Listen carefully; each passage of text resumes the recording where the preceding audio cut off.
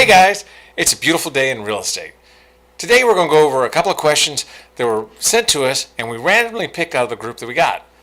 First question for a mortgage guy, that'd be me, is what loan is best? To answer that question, the real answer is it depends on your situation. If you're a veteran, it could be a VA. If you're a first-time home buyer, it could be an FHA. There's also some conventionals that would be as little as 3% down or 5% down.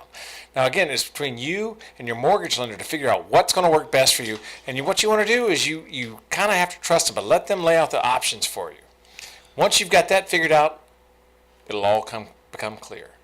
Haley, what's your question?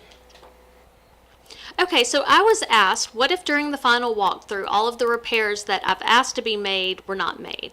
At that point, I would advise my client not to sign off on the final walkthrough and not to close.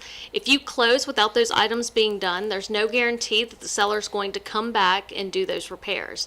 And if you sign off on the final walkthrough knowing those repairs haven't been made, there's nothing really you can do about it, and I can't really help you after closing. That sounds very logical. Whoever sent that question in, they thought that one through. Thanks, Haley. Thank you folks also for joining us tonight. We hope you've enjoyed it, and we look forward to seeing you in the next episode. So you guys take care. Talk to you soon. Bye, Haley. Bye.